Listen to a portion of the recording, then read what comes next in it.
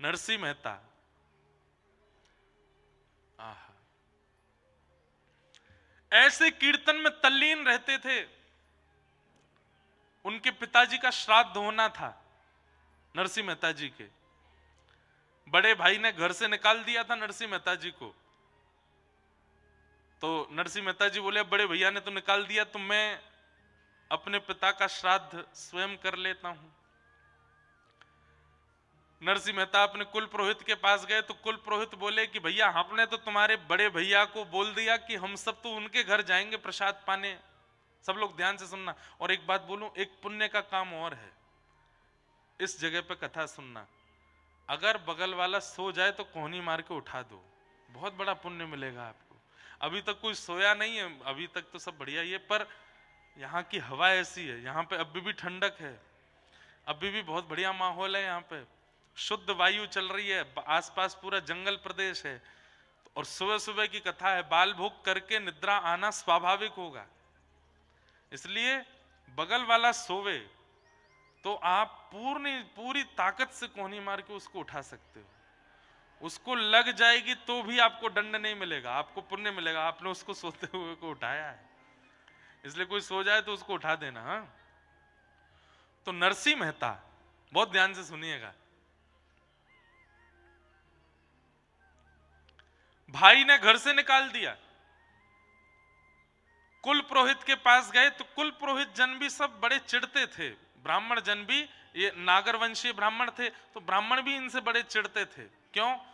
बिना वेद शास्त्र पढ़े, बिना कुछ भजन, बिना कुछ विद्वत्ता की बात किए इतनी भीड़ क्यों लगी रहती है नरसिंह मेहता के पास, इसलिए वो भी जलते थे। नरसिंह मेहता ने कुल पुरोहित से जाके कहा मेरे पिता का श्राद्ध है, आप प्रसाद पाने आओगे? तो कुल पुरोहितों ने भी कह दिया कि हम तो तुम्हारे बड़े भैया के यहां जाएंगे, उन्होंने हमको पहले निमंत्रण दिया है, तुम अपनी व्यवस्था कुछ और करो। तो नरसिंह मेहता बेचारे ढूंढने लगे, अब मेरे यहां कौन ब्राह्मण आएंगे। किसी अन्य ब्राह्मण के पास गए तो उसने मन में विचार किया कि नरसिंह मेहता को इतनी बड़ी व्यवस्था बता दो कि अपने आप मना कर दे। क्या व्यवस्था बताई? बोले कि देखो नरसिंह, तुम्हारी छवि जो है वो पूरे जूनागढ़ में खराब हो गई है, पिता का श्राद्ध है और छवि बनाने का भी एक बढ़िया समय है। तो बोले क्या करना है? बोले तुम जितने ब्राह्मण हैं सबको निमंत्रण दो। नरसिंह मेहता बोले आप जाके सबको बोल दो, मुझे कोई दिक्कत नहीं, मैं सबको प्रसाद पवाऊंगा। नरसिंह मेहता ने सोचा 200-300 ब्राह्मण होंगे, और उस ब्राह्मण ने जाके 4000 परिवारों को निमंत्रण दे दिया। नरसिंह मेहता बेचारे बड़े सामान्य से थे, इतनी ज्यादा व्यवस्था उनके पास थी नहीं। मैं एक बात इसलिए सुना रहा हूं कि उन्होंने जड़ ठाकुर जी को चैतन्य कर दिया, नरसिंह मेहता जी ने। कैसे? 4000 ब्राह्मणों को निमंत्रण दे दिया। नरसिंह मेहता ने घर जाकर के पत्नी से कहा 200-300 ब्राह्मण आएंगे, तुम प्रसाद की व्यवस्था करो। हैं 200-300 ब्राह्मण?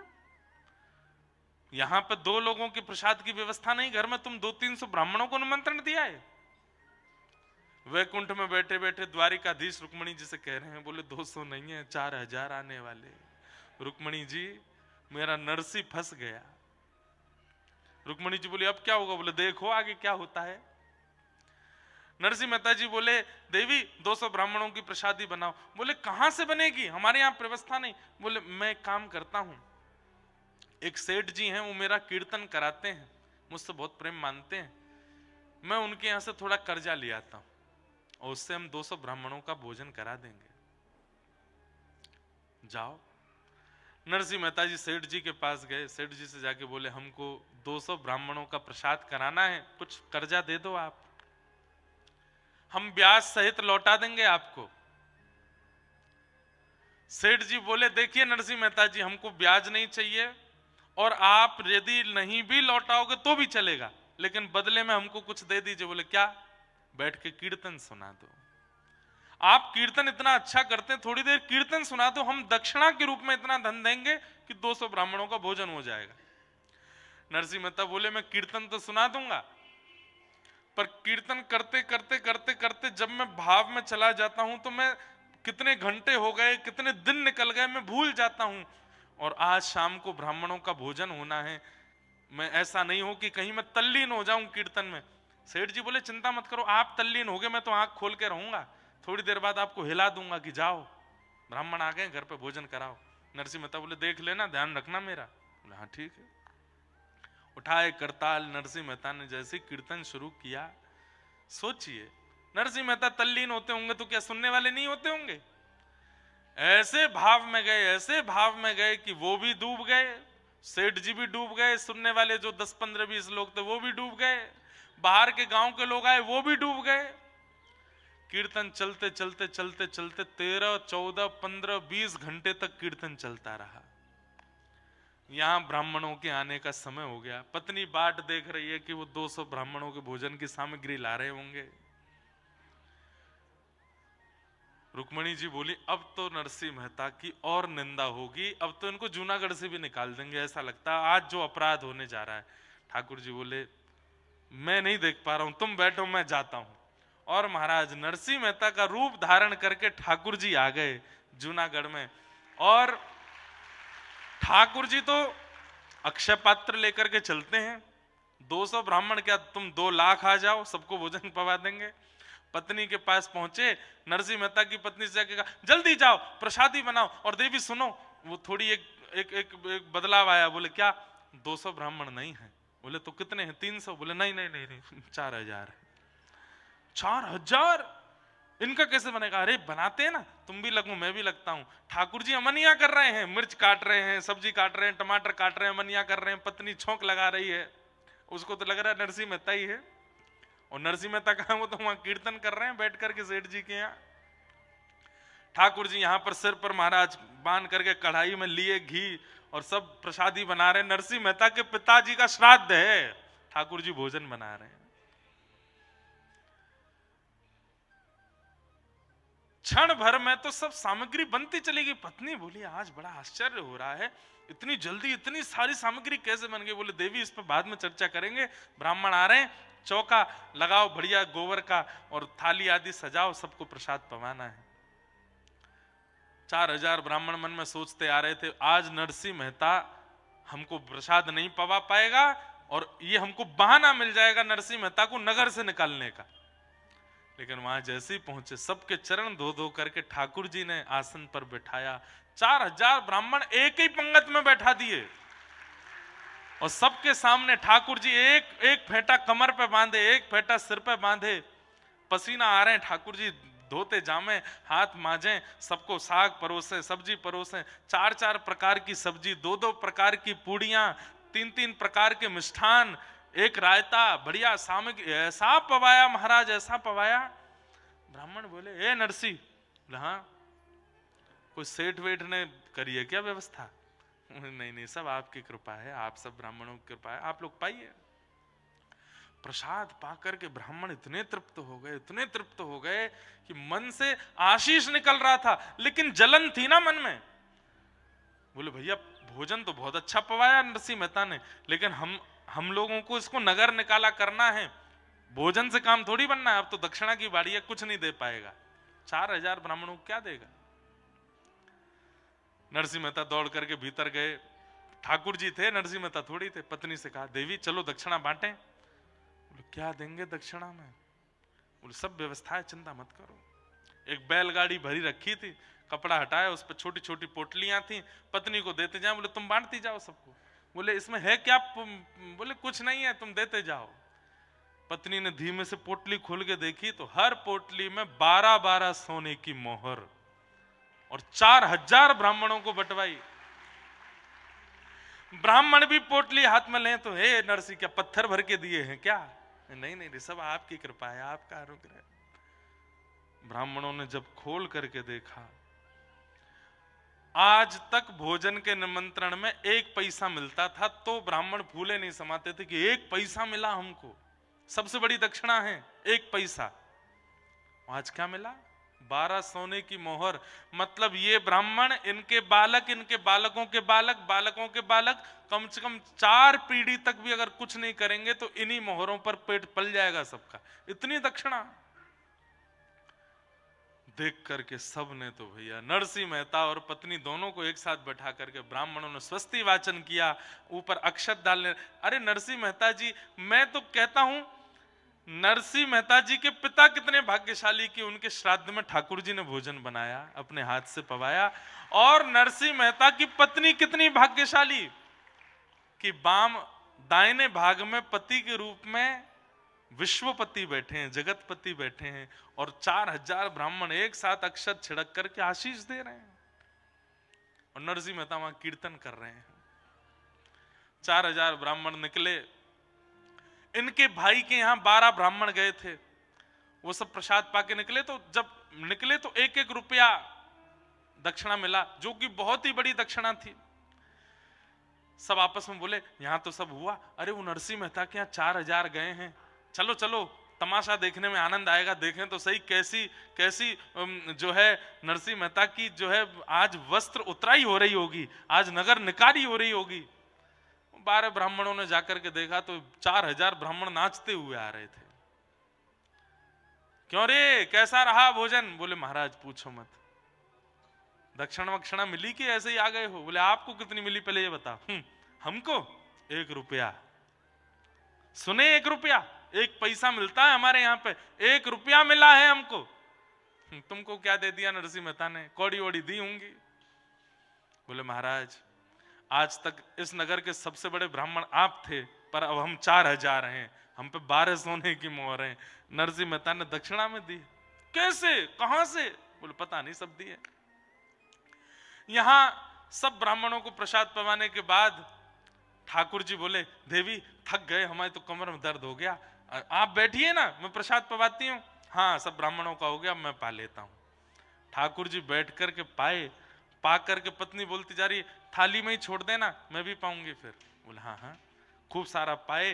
ठाकुर जी बोले अब देवी तुम बैठ के पाओ, मैं थोड़ा संध्या वंदन करके आता हूँ। पत्नी पाने के लिए बैठी, ठाकुर जी संध्या के बहाने सीधे द्वारिका चले गए वहां से। और वहां जाकर के ठाकुर जी ने सेठ जी के चित्त में जाके कही अब तो उठ जा, उठा दे नरसिंह को।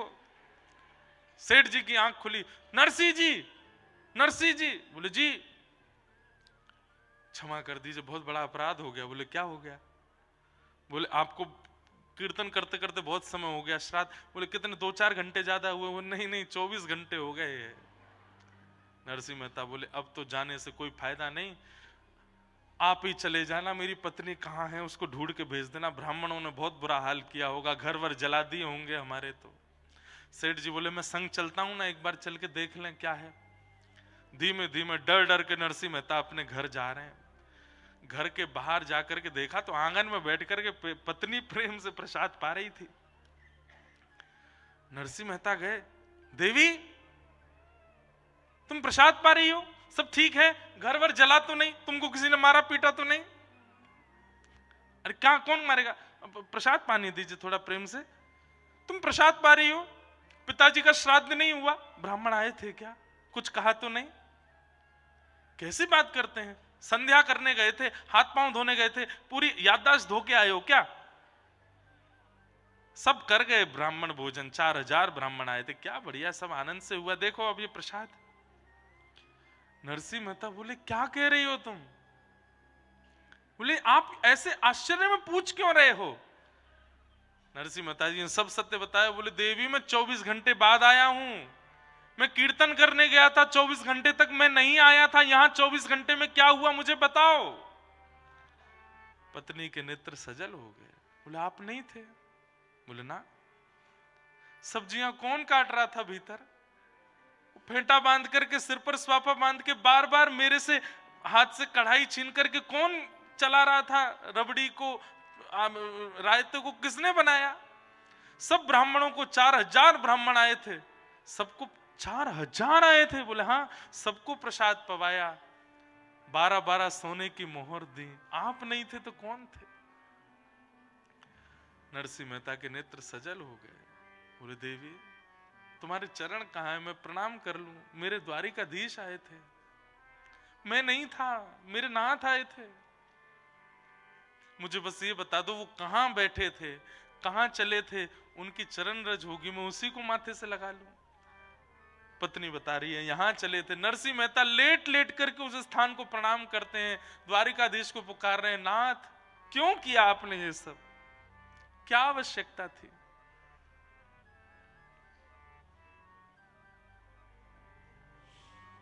अद्भुत हैं ठाकुर जी। नरसिंह मेहता के सब भाव करके गए। ये बात मैं क्यों कह रहा हूं, हमारे लिए आज भी वो जड़ ही हैं, पर नरसिंह मेहता थे जिनके लिए वो चैतन्य हो गए, मीराबाई थी जिनके लिए वो चैतन्य हो गए, सक्कूबाई थी जिनके लिए वो चैतन्य हो गए। चैतन्य आज भी होने को तैयार बैठे हैं, पर मेरी और आपके भजन में, भाव में, स्वभाव में सामर्थ्य नहीं बची है उनको चैतन्य करने की, इसलिए आज भी जड़वत बैठे। हम लोग कभी सेवा करते हैं, हमारे लड्डू गोपाल लुढ़क जाते हैं, हाथ से धरती पर गिर जाते हैं, उन्हें चोट नहीं लगती होगी, लगती है, पर हमारे अंदर जड़ बुद्धि है, हमारी जड़ भावना है, इसलिए वो जड़ ही रहते हैं। वो चैतन्य हो जाए, वो चैतन्य हो जाए, ऐसी भावना रखो।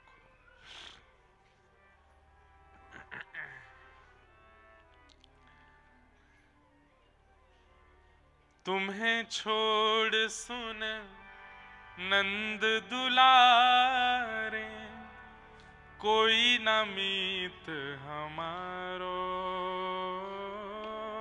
तुम्हें छोड़ सुन नंद दुलारे, कोई ना भैया मीत हमारो। वैसे तो हर कथा में ये विनती होनी चाहिए, पर नैमिषारण्य में विशेष विनती करके जाओ। मैं कहूं मैं 29 वर्ष का हो गया, आप कहो आप 50 के, 60 के, 55, 70 के, या 25 के, 30 के, 35 के, जितने के भी हुए हो, नाथ बस अब इतने दिन जड़ता का अनुभव कर लिया, अब इन 7 दिनों में ऐसी हमारे हृदय की स्थिति कर दो कि लौट के जब आपकी सेवा में पुनः आवे, अब आप चैतन्यता का अनुभव कराओ। अब आपको स्पर्श करके ऐसा ना लगे कि आप अष्ट धातु के हो, आप मार्बल के हो, या आप किसी पत्थर के हो, आप चैतन्य हमारी तरह हो, बस इतना अनुभव करा देना नाथ। बस उसी में मेरा मैं कृतकृत्य मानूंगा अपने आप को। तुम्हें छोड़ सुन नंद दुलारे, कोई ना मीत हमारो, तुम्हें छोड़ सुन नंद दुलारे, कोई ना मीत हमारो। किसके द्वारे जाए पुकारूं, और न कोई सहारो, किसके द्वारे जाए पुकारूं, और ना कोई सहारो। एक बार हृदय से लगा लो, ओ मेरे प्रियतम हाय। बोलो वृंदावन बिहारी लाल की। तो ठाकुर जी कौन है? चैतन्य है, परंतु हमें जड़ता का अनुभव कराते हैं। यदि वे जड़ हैं तो फिर कैसे श्री वृंदावन में है स्वामी श्री हरिदास जी के लिए बिहारी जीवन के प्रकट हो गए? यदि वे जड़ हैं तो कैसे मधु पंडित के लिए गोपीनाथ बन के आ गए? यदि वे जड़ हैं तो कैसे पुंडलीक के लिए श्री विट्ठल बन करके महाराष्ट्र में पहुंच गए? वे जड़ नहीं है, वे चैतन्य हैं, पर हमारे हृदय की चैतन्यता उनको चैतन्य बनाती है। हम जड़ हैं, इसलिए ठाकुर जी भी जड़ ही रहते हैं हमारे सामने। वाह, बहुत सुंदर भाव। तो ठाकुर जी का दूसरा रूप क्या है? चैतन्य। और तीसरा रूप क्या है? आनंद। हमारे पूज्य गुरुदेव भगवान कहते हैं कि ठाकुर जी के प्रति सत्य और चैतन्य, इन दो बुद्धियों को आप प्रगाढ़ कर लो तो तीसरा भाव अपने आप ठाकुर जी आपको देने लगेंगे। क्या? आनंद। अभी आप ठाकुर जी की सेवा करते हो, उनके प्रति जड़वत बुद्धि रहती है, इसलिए आनंद नहीं आता। आप तीर्थ जाते हो, कथा सुनते हो, फिर भी आपको आनंद नहीं आता। क्यों? क्योंकि जड़ बुद्धि है। ये चैतन्य बुद्धि जब ठाकुर जी के प्रति हो जाएगी, ठाकुर जी चैतन्यता का अनुभव कराने लग जाएंगे, तो फिर आनंद की प्राप्ति होने लगेगी, आनंद का अनुभव होने लगेगा। सच्चिदानंद रूपाय विश्वोत्पत्त्यादि हेतवे, विश्व की उत्पत्ति आदि के जो हेतु हैं, इस विश्व को बनाया, इस विश्व का संचार कर रहे हैं और इस विश्व का संहार करेंगे। तापत्रय विनाशाय, 3 प्रकार के तापों का जो उपशमन करते हैं, विनाश करते हैं। श्री कृष्णाय वयम नमः। 3 प्रकार के ताप हैं, दैविक, दैहिक और भौतिक। दैविक प्रकृति के द्वारा दिया गया ताप, वर्षा से, सर्दी से, गर्मी से आदि आदि, प्रकृति से मिलने वाला ताप। और भौतिक, व्यक्ति से मिलने वाला ताप, पत्नी से दुखी हैं, बच्चों से दुखी हैं, माता पिता से दुखी हैं, पड़ोसी से दुखी हैं, मित्र से दुखी हैं, किसी से दुखी हैं, वो ताप। ये 3 ही दुख हैं हमारे जीवन में, 3 ही दुख हैं।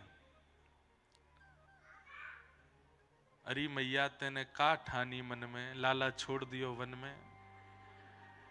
कहां है मैया? एक म्यान में एक ही तलवार रहे आवे तो ठीक है, लाला को नेक देर विराजमान कर लो ताकि हम कथा सुना लें। क्या कह रहा था मैं? कहां था मैं? हैं? हाँ हाँ हाँ, 3 प्रकार के ताप हैं, 3 ही कष्ट हैं जीवन में। या तो हम शरीर से दुखी हैं, या तो हम प्रकृति के किसी क्रिया से दुखी हैं, या किसी व्यक्ति से दुखी हैं। चौथा एक दुख का कारण और है, दूसरे के सुख से दुखी हैं। वो इतना प्रसन्न क्यों है, वो सुखी क्यों है? किसी के दुख का कारण केवल ये है कि कोई सुखी है, कोई हंस रहा है, कोई प्रसन्न है। किसी के दुख का कारण ही यही है कि वो हंस क्यों रहा है।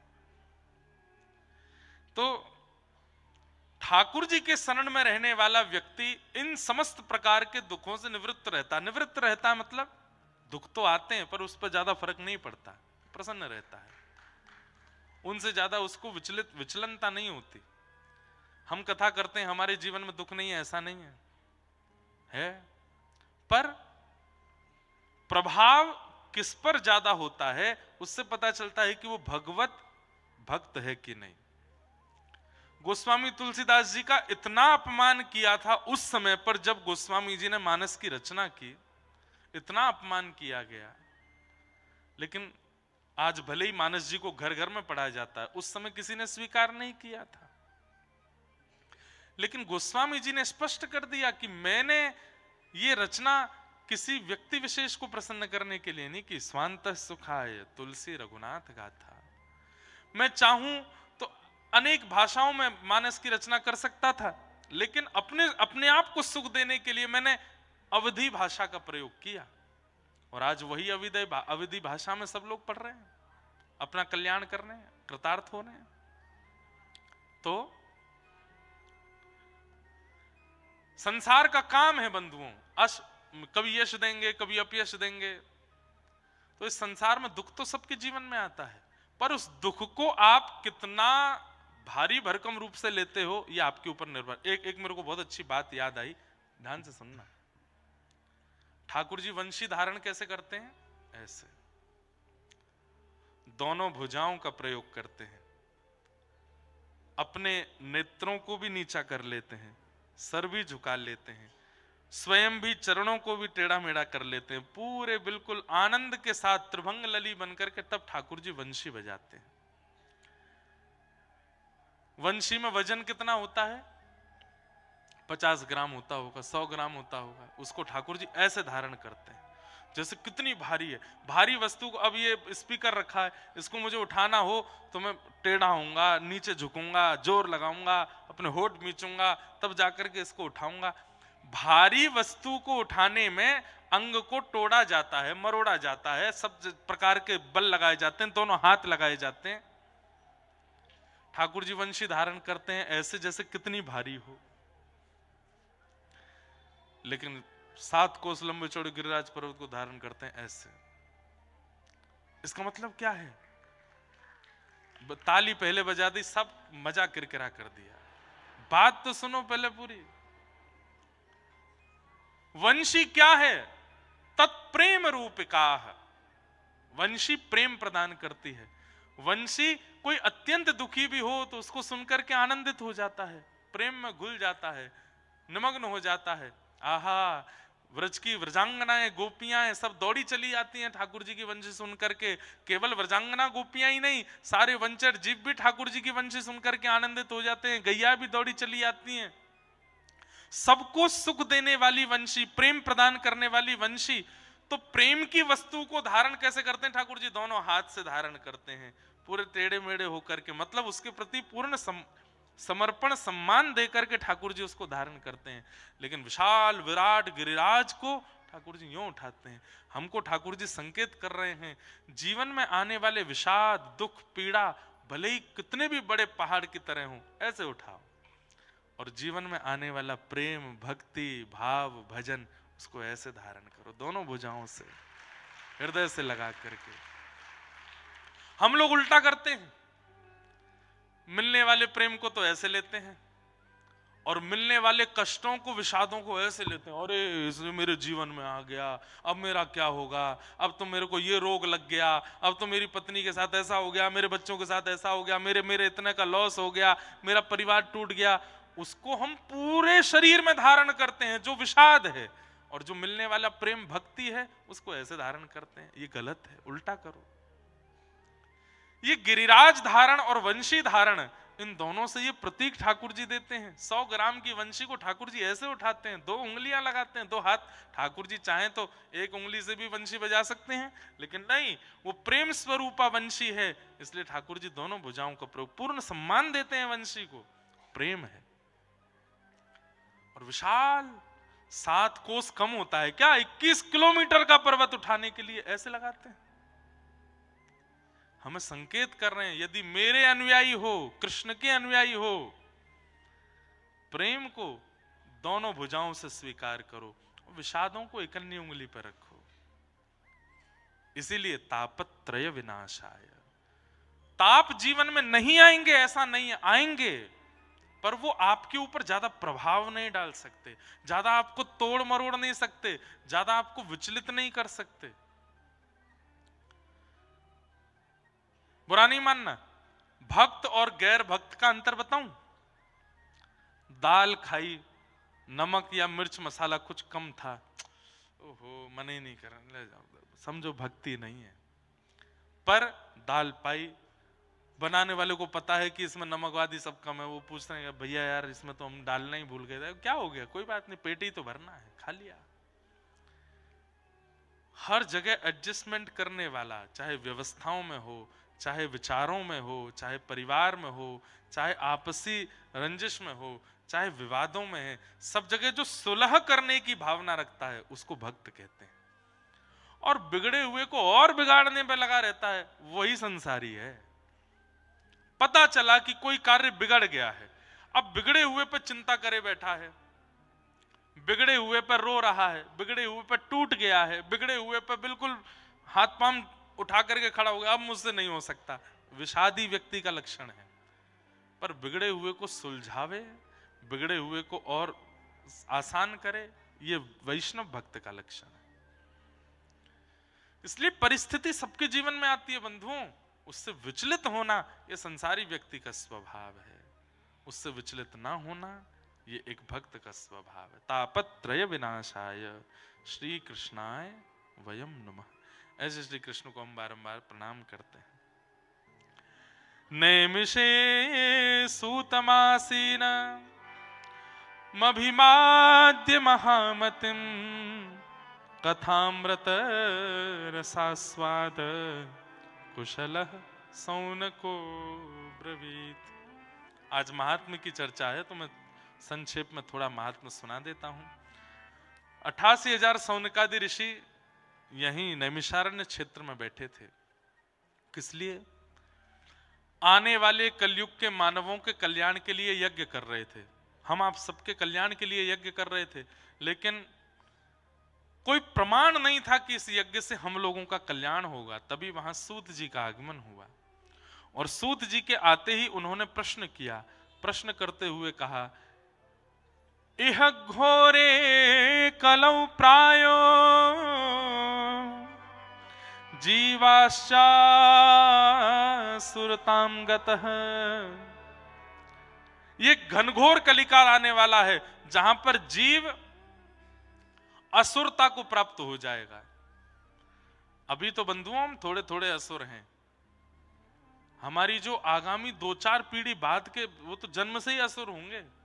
इतना खतरनाक उनका स्वरूप होने वाला है कि उसकी हम क्या विवेचना करें। बहुत सही समय पे हम आप सब लोग जन्म लेकर के निपट लेंगे संसार से, क्योंकि हमारे बाद जो आने वाले हैं वो बहुत भयावह कलयुग देखने वाले हैं। सौनकादि ऋषियों को पता था कि इतना खतरनाक समय हम लोग देखने वाले हैं, इसलिए हम लोगों का कल्याण हो उसके लिए वो लोग यहां आए थे यज्ञ करने के लिए। लेकिन यज्ञ करके उनको लगा कि पता नहीं इससे कल्याण होगा कि नहीं। तब सूत जी से उन्होंने पूछा कि भैया इस कलिकाल में लोग असुरता को प्राप्त होते जाएंगे, उनको पुनः मानव बने रहें, अपना कल्याण करें, इसके लिए कोई उपाय है? तब सूत जी महाराज ने इसी भूमि पर बैठ करके कहा, क्या? प्रीति सौनक चित्ते ते यतो विच्मे विचार्य च सर्व सिद्धांत निष्पन्नम संसार भयनाशनम काल व्याल मुखग्रास त्रास निर्णास हेतवे श्रीमद् भागवतम शास्त्रम कलौ कीरेण भाषितम। इस कलिकाल रूपी व्याल के मुंह में, व्याल कहते हैं सर्प को, हम आप सब लोग ग्रास बन करके बैठे हैं। हमारी मृत्यु कभी भी हो सकती है, परंतु मृत्यु आवे उससे पहले पहले यदि श्रीमद् भागवत का आश्रय ले लिया जाए तो इस कलिकाल में कल्याण संभव है। ये बात सूत जी ने इसी नैमिषारण्य भूमि पर बैठ के कहा। श्रीमद् भागवत कल्याण कर सकती है, पर इसका मतलब यह नहीं है कि कथा में बैठ करके हुआ है बस हो गया कल्याण ना। तत्श्रुण्वन प्रपठन विचारण परो भक्त्या विमुच्चे नर। सुनो, पढ़ो, विचार करो और इंप्लीमेंट करो। भैया मैं तो अभी कथा करके जाऊंगा, 2 रोटी खाऊंगा, फिर मैं कहीं वन में जाना चाहूं, कहीं ढूंढे नहीं मिलूंगा, एकांत में बैठ करके मुझे तो अभी से ऐसा लग रहा है कोई वन बुला रहा है यहाँ पे, एकांत बुला रहा है यहाँ पे। आप भी ऐसे ही करो, बस हाँ ध्यान रखियो कहीं सियार और क्या कहते हैं तुम्हारे लेपर्ड भी हैं यहाँ पे, आसपास जंगल भी है, कहीं भोजन मत बन जाइयो कोई और को। भजन बनो ठाकुर जी के, भोजन मत बनना किसी और का, इतना ध्यान रखना। नहीं तो जाइए, अश्वमेध घाट है यहाँ पर, सुंदर पावन। मैं अपनी स्मृति बताऊं, एक बार पूज्य पिताजी की कथा हुई थी, नैमिषारण्य की बड़ी खतरनाक स्मृति है मेरी। तो पूज्य पिताजी महाराज की कथा हुई थी, उस समय यहाँ पर हमारी भारत की अत्यंत विदुषी परम पूज्या श्री हमारी इंदौर वाली दीदी जी पूज्या श्री कनकेश्वरी देवी जी, उनकी गोद में खेला हूं मैं छोटा सा। पूज्य पिताजी की इंदौर में कथा हुई थी, तो वहां पे तब मैं 4-5 महीने का था, तो मुझे कथा में कृष्ण बनाया नंदोत्सव वाले दिन। उस दिन कनकेश्वरी देवी जी कथा में आई थी, तो फिर उन्होंने गोद में हमको खिलाया था। फिर जब मेरी पहली कथा हुई तो वहां वो आई भी थी, तो तब उन्होंने ये स्मृति बताई कि हमने आपको गोद में खिलाया है। तो पिताजी की यहाँ कथा चल रही थी नैमिषारण्य में, उस समय यहीं इसी व्यास मंच पर कनकेश्वरी देवी जी की कथा थी, तो मैं यहाँ दर्शन करने आया था। तब मैं कथा नहीं करता था, पूज्य महाराज जी भी मिले थे, हनुमान जी का दर्शन करके मैं यहाँ पर भी कथा श्रवण करने आया था, यहीं बैठ करके कथा सुन रहा था। तो यहाँ तक तो सब बहुत अच्छा था। फिर हम लोग गए नदी स्नान करने के लिए। ऊधमी तो हम हैं ही, अब थोड़े बहुत सुधर गए हैं। तो नदी में ज्यादा जल नहीं था, तो हमारे एक मित्र हैं, वो भी आए नहीं है यहाँ पे। हमने और उन्होंने, एक हमारे ऊधमी मामा जी भी हैं, तो हम तीनों ने एक दूसरे से बात करी, चलो नदी पार करते हैं। तैरना थोड़ा थोड़ा आता था। अब मामा जी तो हमारे पार कर गए, यही नैमिषारण्य में। आप भी थे हैं? हाँ, ये भी थे। तो मामा जी पार कर गए, ये हमारे संग में ही थे। अब जब तक पृथ्वी छुप रही थी पैरों से, बीच में पहुंच के हम, ज्यादा जल नहीं था, हमको बड़े बढ़िया अभिमान जैसा हो गया कि अब तो हम पार कर जाएंगे। नेक और आगे गए, सुई बुक बुक आ गए। अब तो मैं भीतर जाऊं, कभी वो भीतर जाए, कभी ये भीतर जाए, तीनों एक दूसरे को पकड़े, जो पकड़े वो भीतर जाए। ऐसी बुरी हालत वादना, तो हमने कही हे भगवान आज बचाओ, आज के बाद कभी नहीं ऐसा करेंगे। जैसे तैसे निकल के पल्ली पार पहुंच गए। अब यूं कहें इस पार कैसे आए लौट के तो फिर जो तैरना जानते थे उनके हाथ बात पकड़ के जैसे तैसे वापस आए। उस दिन हमको साक्षात यमलोक दिखा था नैमिषारण्य में। तो बहुत बढ़िया से दर्शन वर्शन करे भैया। हमने कही पाप दूर करते हैं भैया, ये तो पूरा शरीर ही दूर करने वाला था तीर्थ हमारा तो प्रणाम करके फिर हम यहां से निकले। हमें अमेरिका यात्रा पर जाना था यहाँ के बाद। उसी समय वीजा लग के आया था, पासपोर्ट का थैला बगल में रखा था, पता नहीं कहाँ रास्ते में प्रसाद पाया तो पत्तल फेंकने के लिए दरवाजा खोले, याद ही नहीं रहा कि बगल में बैग रखा है। वो बैग भी गया, पासपोर्ट भी गया, उसमें पैसा भी गए। विदेश यात्रा भी उस साल नहीं हो पाई। खूब ढूंढे, कुछ नहीं मिला। तो हम बड़े घबराहट में थे नैमिषारण्य को लेके। एक तो प्राण गए, बचे जैसे तैसे, और जीवन का एक नव कथा थी हमारी पहली विदेश में, वो भी नहीं कर पाए। तो नैमिषारण्य के नाम से बड़े घबराहट में थे। लेकिन कल से हम यहाँ आए हैं, और सुबह जब से आए हैं तब से अभी तक मैं कहीं दर्शन भी नहीं किया। मैं हनुमान जी को प्रणाम नहीं, सीधे मंच पे आए हैं, नहा धो करके, स्नान ध्यान करके, संध्या वंदन करके सीधे व्यासपीठ पे ही आए हैं। परंतु इतनी सकारात्मक ऊर्जाओं से भर गया मैं पिछले 5, 6, 7 घंटों में ही, कि बस इच्छा हो रही है कि जो अपने पूरे 10 वर्ष में कथाओं का वाचन किया है अपने जीवन काल में, अब उस 10 वर्ष की कथा पूर्णता पर, 10 वर्ष हो रहे हैं हमें इस वर्ष, तो 10 वर्ष की पूर्णता पर अब नैमिषारण्य ने मानो उपहार देने के लिए कि भाई तुम्हारे 10 वर्ष पूर्ण हो गए, तो नैमिषारण्य भागवत की भूमि है, तो उपहार देने के लिए यहाँ कथा में अपनी वाणी पवित्र करने के लिए हमको बुलाया है। 10 वर्ष की पूर्णता पर जो ये कथा यहाँ हो रही है, और इस बार हमारी पृथ्वी के 2 भूवैकुंठों में कथा है। बद्रीनाथ में तो बहुत बार कर चुके। उत्तर भारत के 4 भूवैकुंठ हैं, बद्रीनाथ, मुक्तिनाथ, पुष्कर और नैमिषारण्य। ये हमारे श्री रामानुज परंपरा में 8 भूवैकुंठों में 4 उत्तर भारत के ये भूवैकुंठ हैं। इस वर्ष हमारे 2 नए भूवैकुंठों में कथा है। एक तो हो गई नैमिषारण्य, और एक अति दुर्गम, वहां पहुंचना ही बड़ा मुश्किल है, श्री मुक्तिनाथ धाम में कथा है इस साल।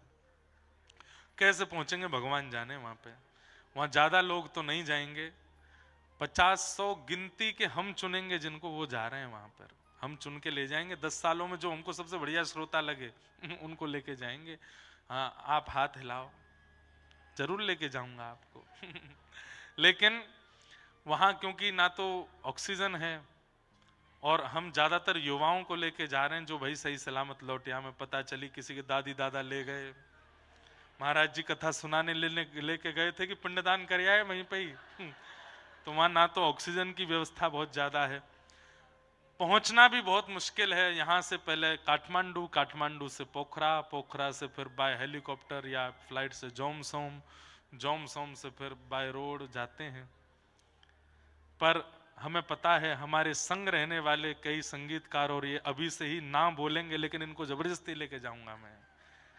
हम तो डूबेंगे सनम, तुमको भी ले डूबेंगे, अकेले थोड़ी जाएंगे। वहां जाएंगे, श्री मुक्तिनाथ भगवान साक्षात वैकुंठ वहां से 2-4 किलोमीटर ही दूर है बस ये सोचो, वहां से 2-4 किलोमीटर की दूरी पर ही वैकुंठ है। बद्रीनाथ से भी ऊंचाई है वहां की। और सबसे बड़ी बात, साक्षात श्री शालिग्राम भगवान का प्रादुर्भाव स्थान, वहीं शालिग्राम जी प्रकट होते हैं। गंडकी नदी है पास में। थोड़ी ऊपर जाते हैं तो वहां दामोदर कुंड है, जहाँ शालिग्राम जी प्रकट होते हैं, तो वहाँ कथाएं जी आज तक मुश्किल से 5 या 4-5 ही कथाएं हुई हैं, ज्यादा कथाएं वहां पर हुई नहीं है। हुई हो तो हमको पता नहीं, पर वहां बहुत कथाएं नहीं हुई हैं अव्यवस्थाओं के कारण। पर इस वर्ष हमारी वहां कथा है। अब जाएंगे राम राम जपते हुए। तो नैमिषारण्य एक भूवैकुंठ हो गया, बद्रीनाथ एक भूवैकुंठ हो गया, इस बार मुक्तिनाथ भी भूवैकुंठ में कथा होगी। तो नैमिषारण्य में ये कथा का क्रम जो हो रहा है, मुझे इतना आनंद आ रहा है, बस मन हो रहा है मैं जल्दी कथा पूरी करके विश्राम करके फिर हमें कोई साइकिल या स्कूटी मिल जाए, एकांत में कहीं भागे हम। आनंद से यहाँ हम सुख लेने आए। 1 बजे तक आपके, 1 बजे के बाद किसी को नहीं मिलेंगे, ढूंढे से नहीं पाएंगे कहाँ गए। तो वो सुख भी तो लेना है इस भूमि का, इस क्षेत्र का, इस धाम का। तो आप सब भी वो लीजिएगा। तो यहाँ का एक स्मरण, मेरा संस्मरण बड़ा खतरनाक है पूर्व का, पर इस बार वो संस्मरण बिना भ्रमण के ही इतना आनंद में हो गया है कि परम आनंद और उत्साह लग रहा है। तो नैमिषारण्य क्षेत्र में बैठ करके सूत जी कहते हैं कि केवल श्रीमद् भागवत की कथा है जो इस कलिकाल में कल्याण कर सकती है, अगर उतार ली जाए तो। सुनिए और उतारिए। हर दिन एक बात आपको पालन करनी है। और ये नहीं कि कथा सुनने के बाद महाराज जी ने ये जो बात कही मैं पालन नहीं, यहीं बैठ करके पालन कीजिए। यहीं बैठ के, आज से ये छोड़ दिया, आज से ये कर लिया, आज से यहीं बैठ करके करिए। आप अन्य कहीं जगह कथा सुनेंगे, वहां पालन करने का मन बनाओगे, हो सकता है कि आप पालन ना कर पाओ, पर यहां करने का मन बनाओगे तो यहाँ की वायुमंडल में सामर्थ्य है। आप जो संकल्प लोगे उस संकल्प को पूर्ण यहाँ की वायु करा देगी, यहाँ का पानी करा देगा, यहाँ का वातावरण करा देगा। इसलिए करिए। नित्य हर दिन की कथा में एक संकल्प लीजिए। ये बात महाराज जी ने कही, भागवत की इस बात को हम आज धारण करते हैं। 7 दिन में 7 बातें भी अगर आप धारण करके गए तो इस भूमि पर बैठ करके सूत जी कह गए हैं कि श्रीमद् भागवत कल्याण कर सकती है कलिकाल में, और किसी में सामर्थ्य नहीं है। नारद जी, अब मैं जल्दी जल्दी महात्मा के विषय कह दूं। नारद जी महाराज बद्रिकाश्रम गए, वहां पर उन्होंने जाकर के सनक सनंदन सनातन सनत कुमारों से पृथ्वी के इस भयाभय रूप को जाकर के बताया। वृंदावन में भक्ति महारानी युवा है, ज्ञान वैराग्य वृद्ध हैं, उनकी दुविधा बताई। तब सनकादि ऋषियों ने भागवत की कथा सुनने की आज्ञा दी। तब सुख तीर्थ सुखताल ही हम मानते हैं, वहीं हरिद्वार को भी मानते हैं, ऋषिकेश को भी मानते हैं, आनंद वन, वहां पर सनक सनंदन सनातन सनत कुमारों ने कथा सुनाई और भक्ति ज्ञान वैराग्य के साथ नारद जी ने आकर के श्रवण की। भक्ति सुतौ तौ तरणौ गृहीत्वा प्रेमैक रूपा सहसा विरासीत श्री कृष्ण गोविंद हरे मुरारे नाथेति नामानि मुहुर्वदन्ति। ज्ञान और वैराग्य दोनों युवा हो गए। कथा सुनकर के भक्ति महारानी प्रसन्न हुई। इस प्रकार महात्मा का प्रथम सर्ग सुनाया। मतलब कथा सुनने से क्या होता है, यहां से जाने के बाद ज्ञान और वैराग्य दोनों पुष्ट होने चाहिए, भक्ति पुष्ट होनी चाहिए। आज जितना है 7वें दिन अब से अधिक होना चाहिए, तो आपका कथा सुनना सार्थक है। तत्पश्चात एक दुष्ट पुत्र अपने माता पिता के जीवन को नष्ट कर रहा था, जिसका नाम था धुंधुकारी। मरने के बाद प्रेत बना, लेकिन श्रीमद् भागवत की कथा सुनकर के अत्यंत भयाभय प्रेत योनि से मुक्त होकर के भगवत धाम को प्राप्त हो गया। इसका मतलब क्या है, कोई कितना भी भयाभय प्रेत योनि में क्यों ना चला गया हो, उसके निमित्त कथा श्रवण कर ली जाए, करा दी जाए, तो वो प्रेत योनि से मुक्त हो जाता है। एक बात ये तो सब जानते ही हैं, पर मेरे मन में जो बात आती है, श्रीमद् भागवत प्रेतों को मुक्त कर सकती है, तो हम तो जीवित हैं, हम जीवितों को मुक्त नहीं करेगी। हम तो जीवित अवस्था के, मुक्ति का मतलब मृत्यु नहीं होता बंधुओं, मुक्ति का मतलब जीवित अवस्था में कोई बंधन ना रहे, उसको मुक्ति कहते हैं। जीते जी हम सब बंधनों से मुक्त हैं, हम पर कोई बंधन नहीं है, उसे मुक्ति कहते हैं। आज बंधन में हैं हम। आप कहोगे महाराज जी हम जिसको सर्व स्वतंत्र कहते हैं वो सर्व बंधन है। आज के बच्चे कहते हैं थोड़े मॉडर्न विचारधारा वाला रहो, ऐसा रहो, कुछ भी खाओ, कुछ भी पियो। ये बंधन नहीं है तो क्या है?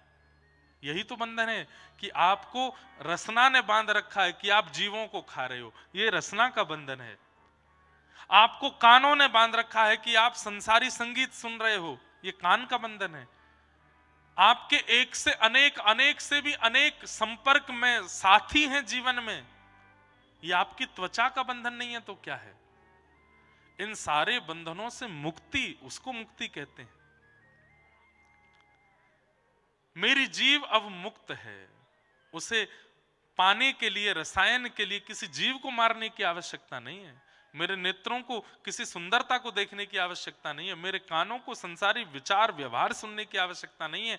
ये असली मुक्ति है, इसे मुक्ति कहते हैं। और वो मुक्ति भागवत प्रदान करती है। मुक्ति दानेन गर्जति, गर्जना करती है श्रीमद् भागवत, मेरी शरण में आओ, मैं तुम्हें मुक्त कर दूंगी।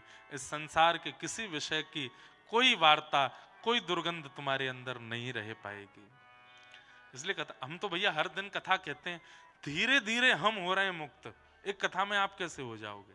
लेकिन हो सकते हो यदि ध्यान से श्रवण कर लो तो। इस प्रकार श्रीमद् भागवत की कथा सुना करके अत्यंत प्रेत योनि से उसको मुक्त करके भगवत धाम पहुंचा दिया। ऐसी भागवत की सुंदर कथा को हम बारंबार प्रणाम करते हैं। असारे संसारे विषय संज्ञा कुलधिय, क्षणार्धम क्षेमार्थम पिबत सुख गाथा तुलसुधाम, किमर्थम व्यर्थम भो ब्रजत कुपथे कुत्सित कथे, परीक्षित साक्षीयत श्रवणगत मुक्त्युक्ति कथने। इस असार रूपी संसार में केवल और केवल सुखदेव जी के द्वारा कही गई, सुनाई गई ये सुंदर भागवत की कथा ही है जो सार है। अगर उस सार को जीवन में ले लिया जाए तो जीवन सुंदर हो जाएगा, अपना कल्याण हम कर सकेंगे, भगवत प्राप्ति का मार्ग संभव हो पाएगा। इन सब भावों को बताते हुए महात्मा को सूक्ष्मता से ही हम प्रणाम करते हैं। कल प्रथम स्कंद से कथा प्रारंभ होगी, ठीक 10 बजे कथा का प्रारंभ हो जाएगा। आस्था चैनल पर लाइव चल रही है, भक्ति पथ चैनल पर लाइव चल रही है। समस्त दर्शकों को मैं प्रणाम करता हूँ। हमारे पूज्य श्री बजरंग दास जी महाराज, पूज्य बड़े महन जी, हमारे पूज्य श्री हमारे नंदू भैया जी इस पूरी कथा के मॉनिटर हैं, तो ये मॉनिटरिंग कर रहे हैं। आप सब लोग बड़े ध्यान से सुनो।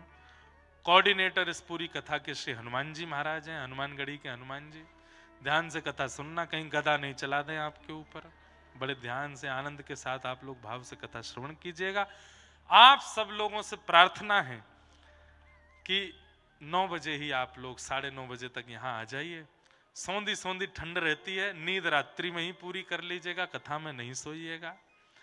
खूब भाव से 10 बजे से हम लोग कथा कहेंगे। 1 बजे तक का समय है, 12:30 1 बजे जब तक मन करेगा कथा सुनाया करेंगे। बाहर के जितने भी लोग कथा सुनने आ रहे हैं, खूब भाव से आओ। सबको बारंबार प्रणाम करते हुए अपनी वाणी को शाम को 8 से 10, रोज शाम को 8 से 10 कीर्तन भी है नंदू भैया जी का। लो महाराज, ये तो आप लोगों को बोनस मिल रहा है। खूब आनंद आएगा। हमने भी सुने हैं, पर प्रत्यक्ष बैठ के सुनने का अवसर हमको भी मिलेगा। खूब आनंद करेंगे, नृत्य करेंगे श्याम बाबा के सामने, खूब सुख मिलेगा। तो खूब बढ़िया है। सुबह कथा सुनो, मध्याह्न में सो जाओ, रात्रि में भी कीर्तन करो, रात्रि में फिर सो जाओ। खूब आनंद के साथ हम लोग आनंद करेंगे। बड़े प्रेम और भाव से कथा को विश्राम देते हुए कुछ समय हरिनाम संकीर्तन करते हुए आइए वाणी को विराम देते हैं। हे भजो मुकुंद माधव मुरारी, भजो मुकुंद माधव मुरारी, हे भजो मुकुंद माधव मुरारी, भजो मुकुंद माधव मुरारी। ओ मुरारी गिरधारी,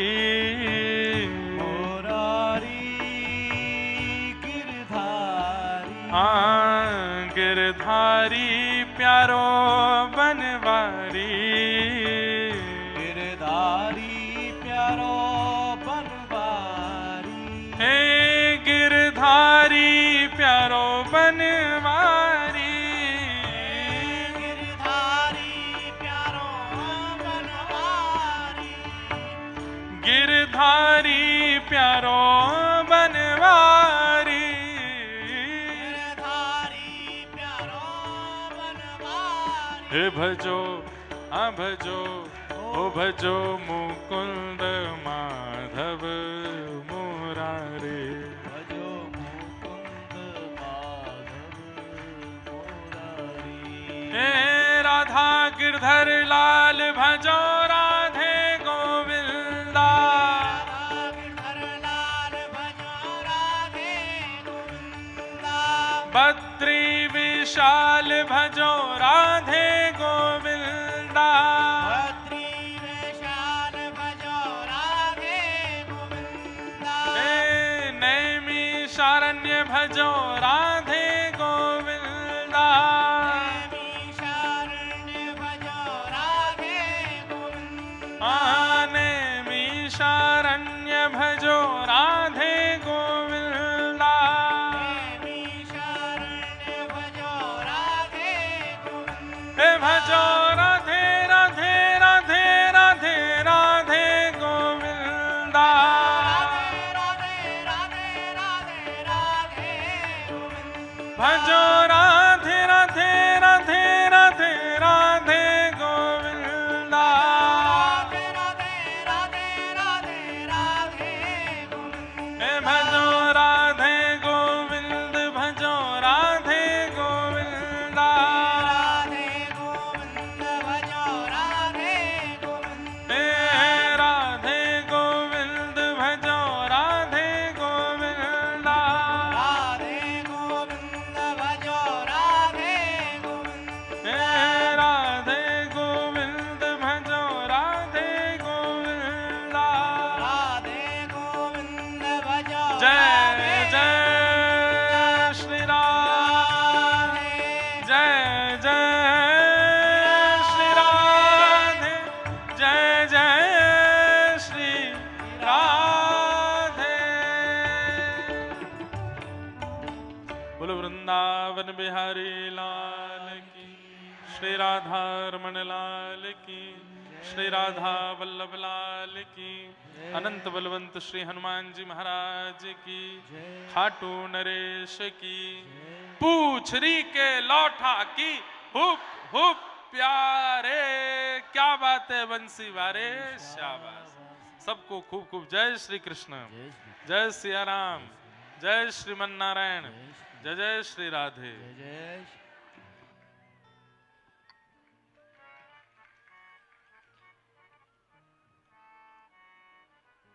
बोलिए भागवत भगवान की जय, श्री नैमिषारण्य धाम की जय, श्री हनुमान जी महाराज की जय। पूज्य महाराज जी ने आप सबको आज भाग